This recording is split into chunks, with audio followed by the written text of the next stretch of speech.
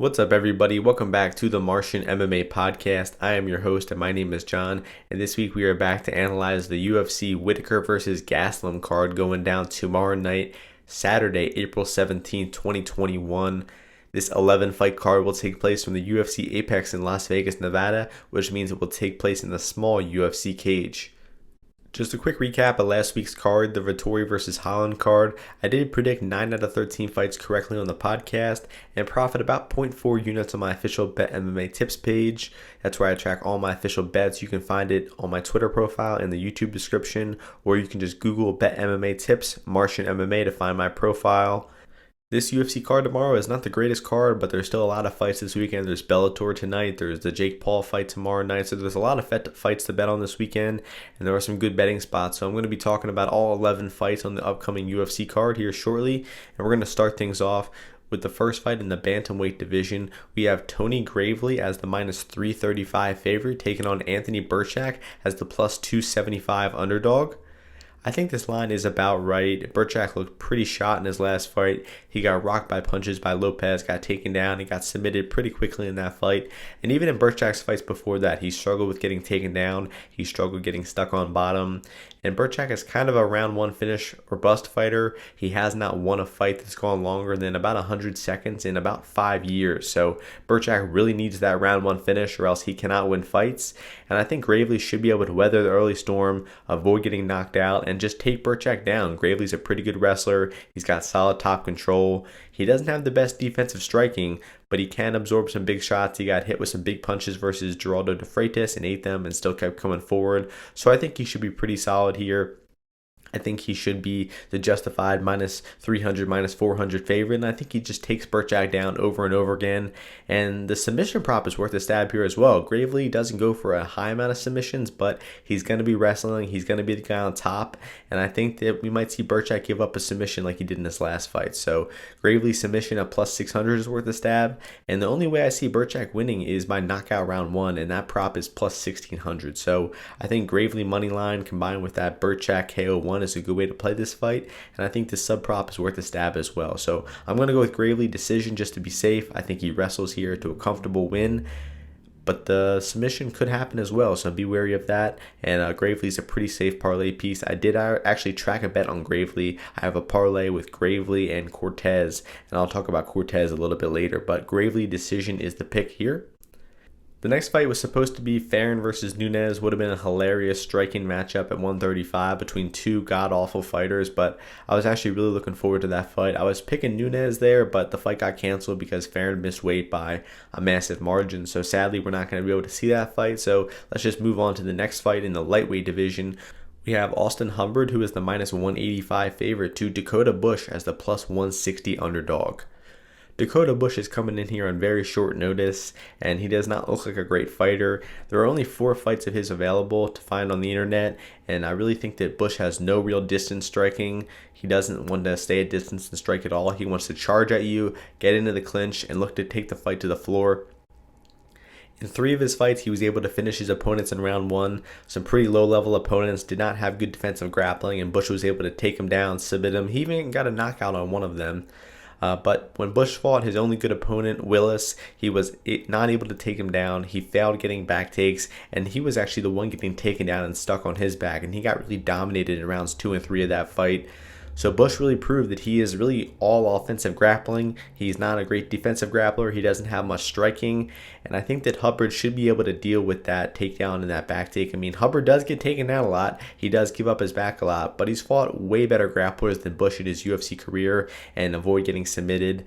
Like Ramos, Madsen was able to take him down but not really get good positions on him. Even Roscoff was able to take him down, but Hubbard survived. His defensive grappling is constantly getting better, and I think Bush is really rear naked choke in round 1 or bust. I don't think that he will have the cardio to go into the later rounds, and I think that if Hubbard is able to survive that early storm, I think there's a good chance we see Hubbard finish in rounds 2 or 3 here. He does come on strong, he can finish fights on the floor, and Hubbard is the much better striker here, so I actually like some props for this fight. I like the Hubbard round 2, round 3 props. I think he could finish by sub or TKO, so I would just take the round props flat out because I do think there is a good chance that Hubbard pours it on. Bush slows down heavily coming in here on short notice, and we might see a late finish from Hubbard. So Hubbard round 2, round 3 is the pick, and I think Hubbard will be a good live bet. I think Bush will come out strong. He might get an early takedown, but Hubbard's going to defend. He's not going to get submitted, and I think Hubbard could be a good live betting spot about halfway through round 1. So the pick is Hubbard. Let's go with a round 3 TKO finish. The next fight takes place in the middleweight division. We have Bartosz Fabinski as the minus 125 favorite, taking on Gerald Meerschaert as the plus 105 underdog. Fabinski is a really predictable fighter. You know what you're getting from him. He's going to charge at you recklessly, wing some wild punches, try to push you against the fence and try to wrestle you. Fabinski is looking to take down all of his opponents, and he doesn't really have that good of a top game. He doesn't land much ground and pound. He doesn't pass guard or go for submissions. And as we saw in his last fight, he's susceptible to getting submitted while he's on top. Andre Muniz was able to catch him in an armbar and submit him in round 1. So I just don't think that Fabinski is that good of a fighter. He's a very one-dimensional fighter. He's a wrestler without much of a top game. So I wouldn't recommend betting on Fabinski here. If you want to take Fabinski, then just take him by decision. I just don't think there's any other way that Fabinski wins besides taking Meerschaert down and laying on him for 15 minutes. And if this fight stays on the feet, we're going to see Meerschaert be the much better striker. He's actually got some pretty underrated striking. The big question here is, can Meerschaert stuff takedowns? Can he escape bottom position if he gets put on bottom? And I think he will get taken down here. He does not have great takedown defense. He got taken down by Trevin Giles, by Holland once or twice, and by Hermanson not that long ago. So I do think that he does get taken down here, but I think he has the game off of his back, the reversal game, the submission game, to be able to give Fabinski some troubles, to maybe reverse position, to stand up from those takedowns. And I just think Meerschaert makes it close. I don't think he's going to lay on his back for 15 minutes. I think Meerschaert has the much better jiu-jitsu, so I think he's going to be using those sweeps and submissions of his to try to get off of his back. And I do think he does get off of his back, but I kind of have the inevitable feeling that he's just going to get dragged back down to the mat, and we're going to have a really boring fight where Fabinski just takes him down, GM3 gets up, and Fabinski drags him back down again, and Fabinski's going to win a close decision. I'll definitely be cheering for Meerschaert here. He's one of my favorite fighters. I like him a lot, but I tend to probably give him the benefit of the doubt too much. I pick him in some fights where I shouldn't. And you know what? I'm going to do it again here. I'm going to pick GM3 by finish. I think the submission is probably the most likely way he finishes. But I'm picking GM3 because I think he has a better chance to win this fight emphatically. I think he's the much more likely fighter to get a finish. If you have access to the GM3 no scorecards prop at minus 210, it's a little chalky, but I think there's a great chance we either get our money back or we win the prop. Very, very low chance the GM3 gets finished. So I think the no scorecards prop is a good way to play this fight. And maybe look to live bet GM3. See how he does with the takedowns in the first round and look to live bet him. I think we actually could see GM3 hitting takedowns and being the one on top. Fabinski got taken down by Darren Stewart not that long ago, and Meerschaert does have his own offensive takedowns as well. So I like Meerschaert here. I think he's the much more skilled fighter. Fabinski's only way of winning is by decision, in my opinion. So if you like Fabinski, you want to bet him, just take him by decision. But I'm picking GM3 here. Big fan of GM3. Might be wrong about this one. Might be stupid for trusting him again, but I'm going to be going with GM3 by submission. Let's go with the round 3 submission. The next fight takes place in the women's strawweight division. We have Penne-Godinez as the minus 265 favorite, taking on Jessica Penne as the plus 225 underdog. Godinez is the rightful favorite, but at this price, I would definitely recommend passing. There's no point in betting Godinez as this much of a favorite in her UFC debut. I think it's kind of short notice for her as well. Godinez does look like a promising boxer. She's got some really nice hands. She hurts her opponents with her punches, and she has shown ability to stuff takedowns, hit her own offensive takedowns. She did eventually get taken down in the later rounds of the Demopoulos fight, and she did get stuck on her back for long periods of time, so there could be a concern over Godinez's bottom game. But Jessica Penne is not much of a wrestler. She's not hit many takedowns in her career. Penne is actually coming off of a pretty long layoff, has not fought in about 4 years, has not won a fight in about 6 years. Now, a few of those losses she does get an excuse for. Joanna Jędrzejczyk, Jessica Andrade, some of the best female fighters, so I don't give her too much criticism for that. But she did lose a close striking fight to Danielle Taylor in her last fight, and Danielle Taylor was known for being a pretty low volume, rudimentary boxer.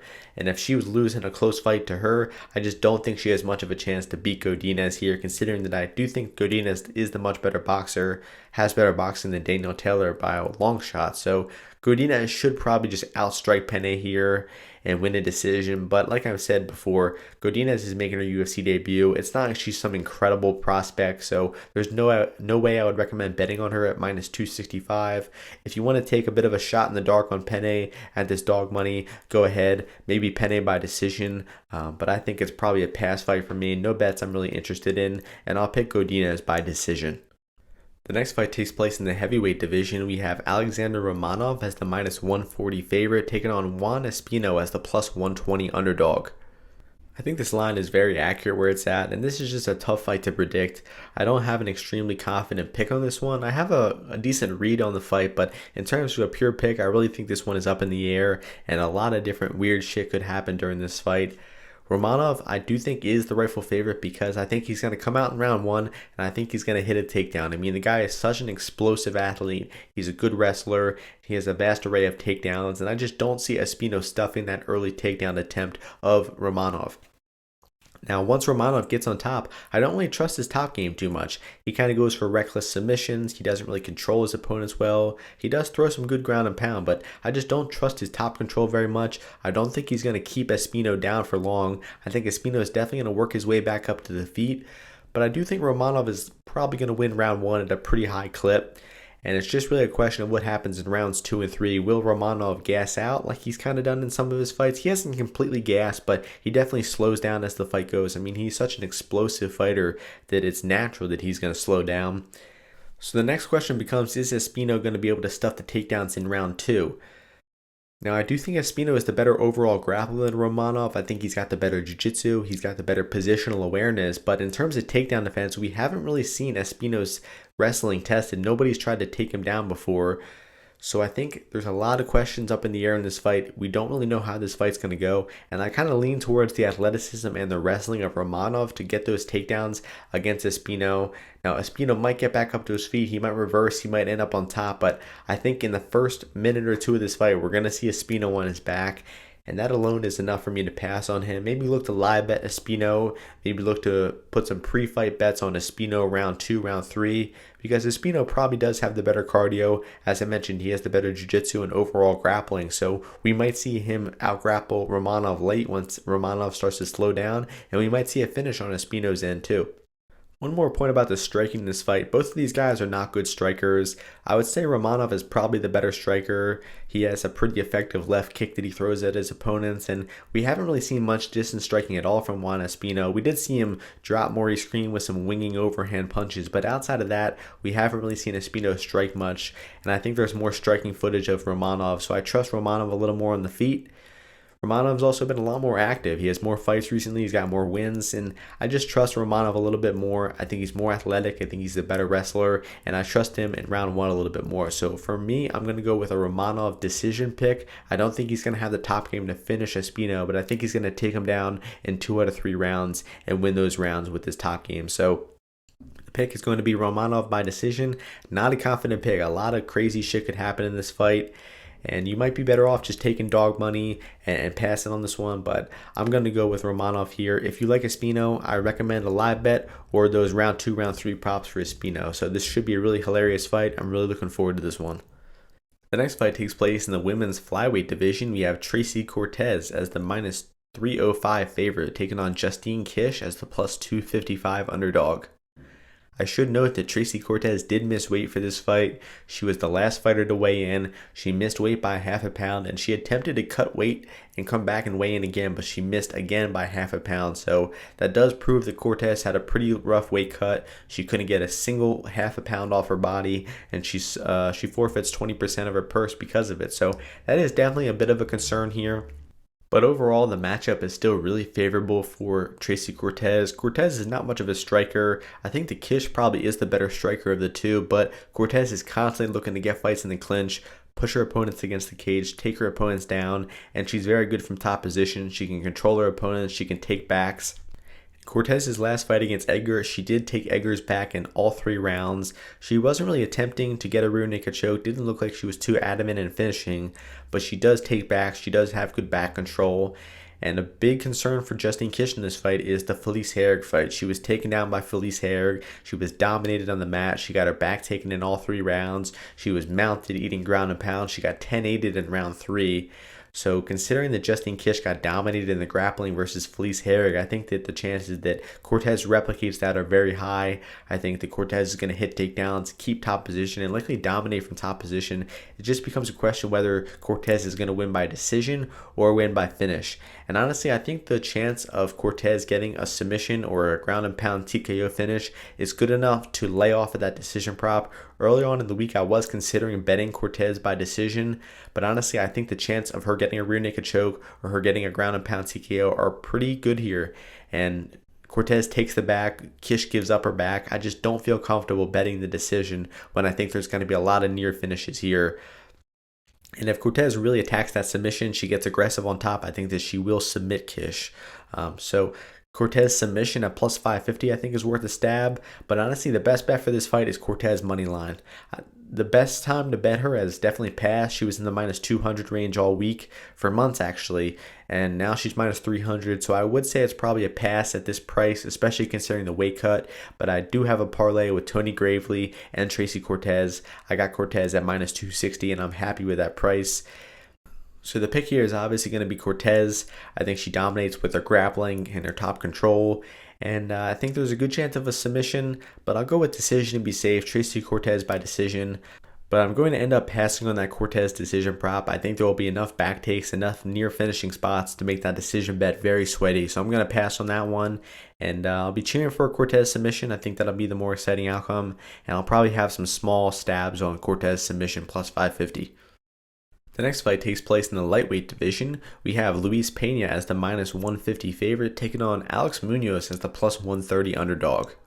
Pena is definitely the justified favorite here. I think he could honestly be maybe more of a favorite because I think he's got the better wins. He's the more experienced fighter. I think he's the better striker, and he probably has the better jiu-jitsu of the two as well. The only advantage I give to Munoz here is wrestling, but he doesn't really have much of a top game to go along with his wrestling. He's mostly looking to control and hold opponents. He's not looking for ground and pound or submission much.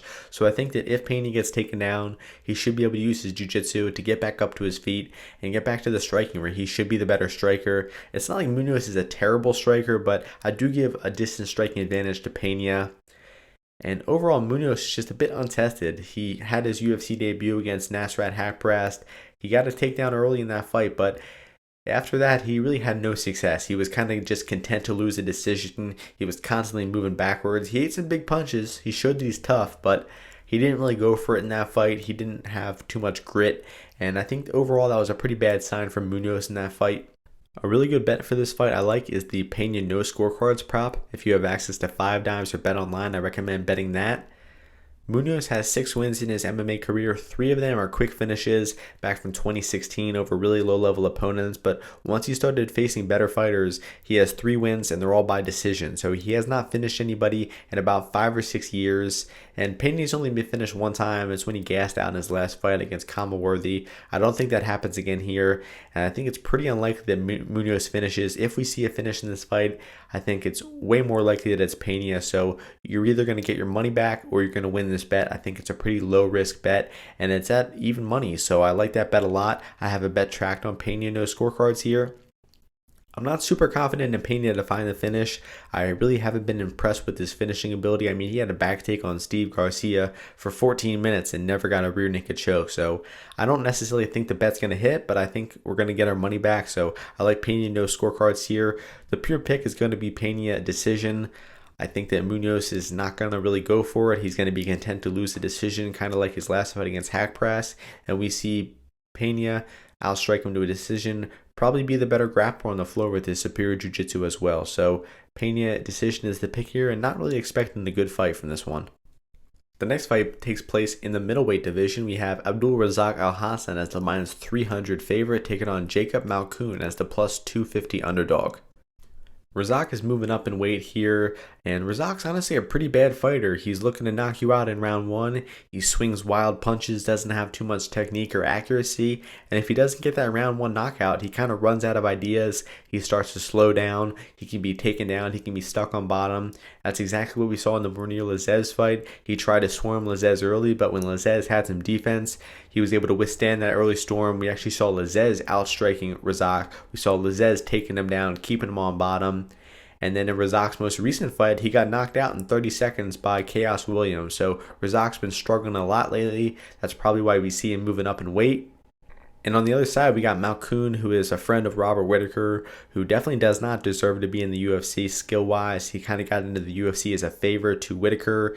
His first UFC fight, he got knocked out in 20 seconds by Phil Hawes. And that's really why we're seeing Razak be this much of a favorite here, because people are thinking if Phil Hawes was able to swarm Malkoun and knock him out, then Razak's probably going to do the same thing. But I don't know, man. Razak's a really bad fighter. I really don't think he has much technique behind his striking. He just wings punches. He definitely hits hard. But other than power punching, I don't think that Razak is good at anything at MMA. And I think there's a good chance that if Malkoun can survive that early round one storm, we might see Malkoun be the better fighter rounds 2 and 3. In the decisions that Malkoun has gone to, he actually looked pretty good cardio-wise. He has shown some takedown ability. He has been able to lay on top of his opponents. So I think there's a good chance that Razak goes for that round one knockout. And if he doesn't get it, he's going to slow down. And we're going to see Malkoun take him down and out-grapple him in rounds 2 and 3.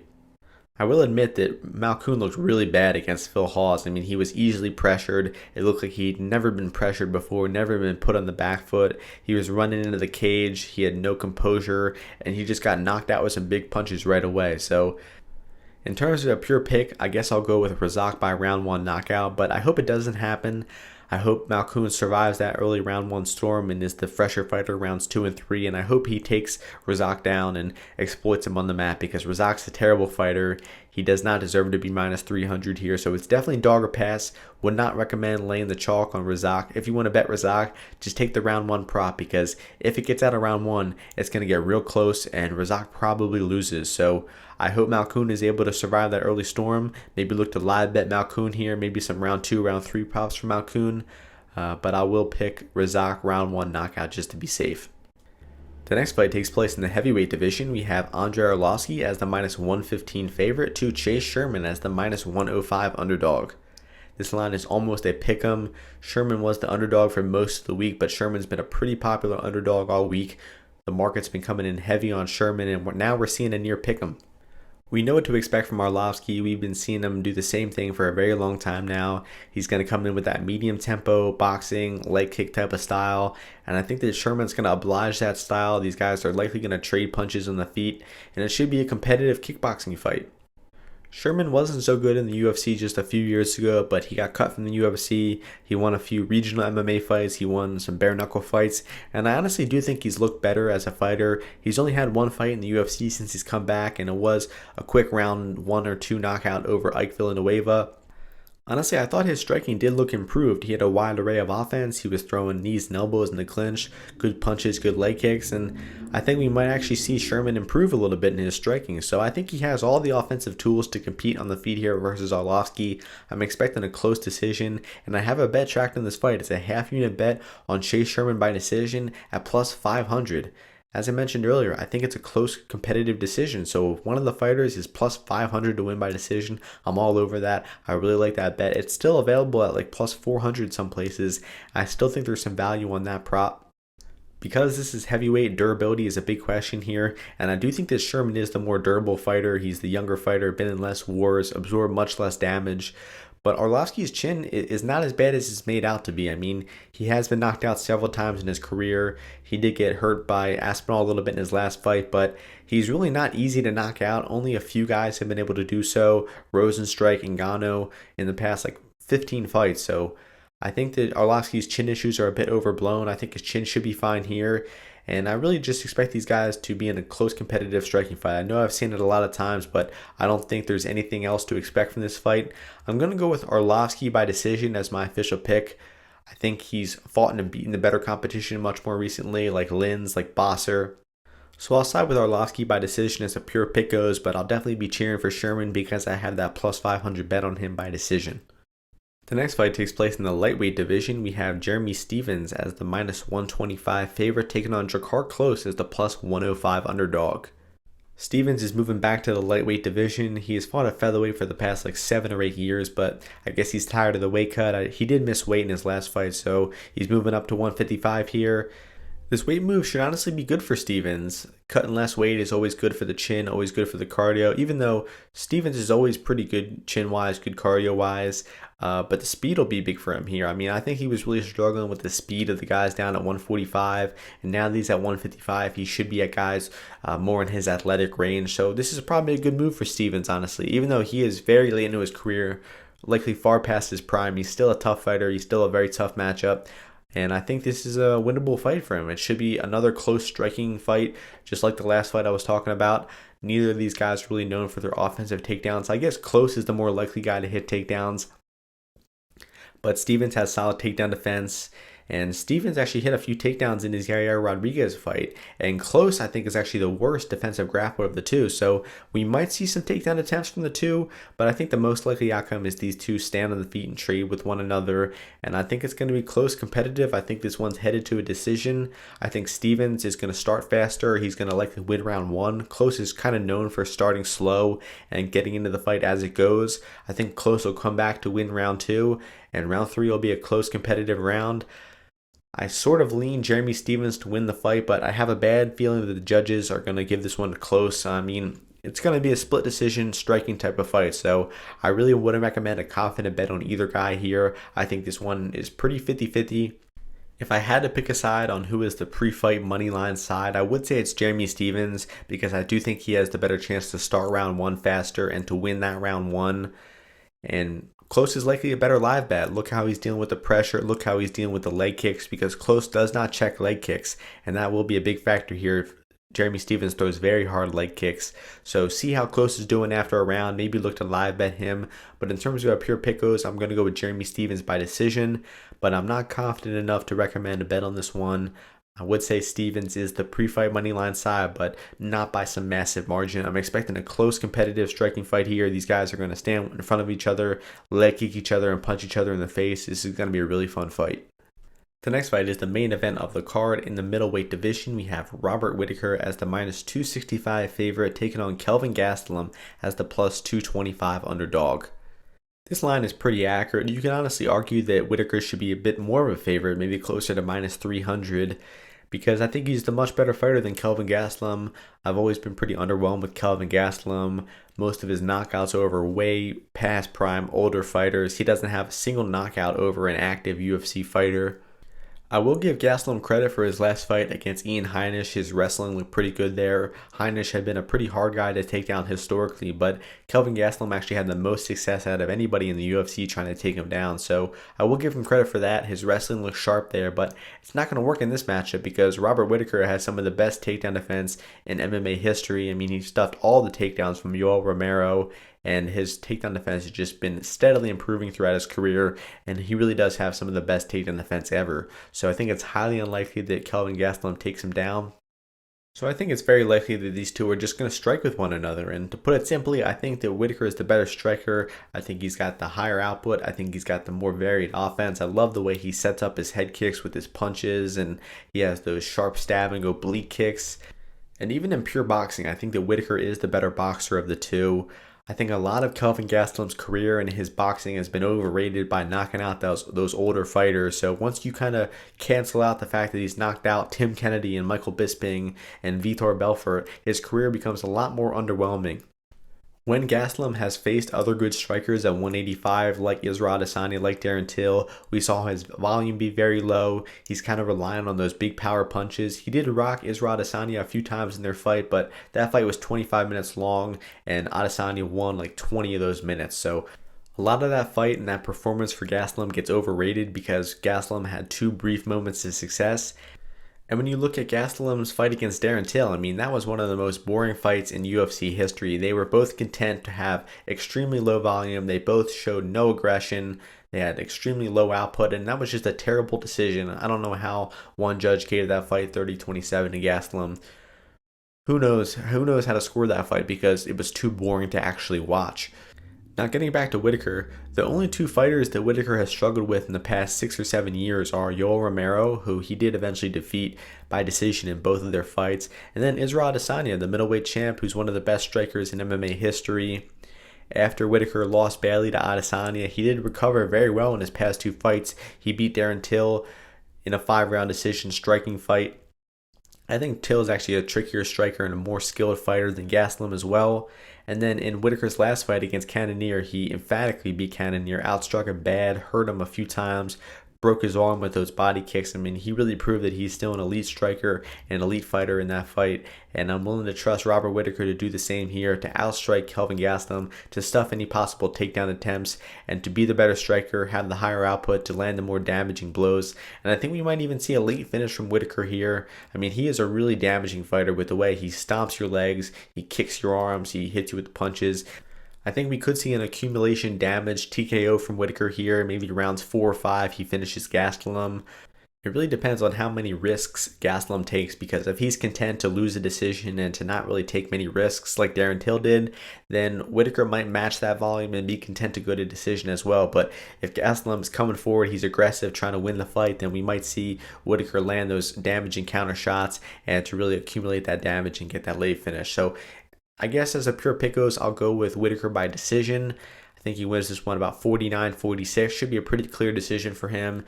And at minus 265, there is likely value on him.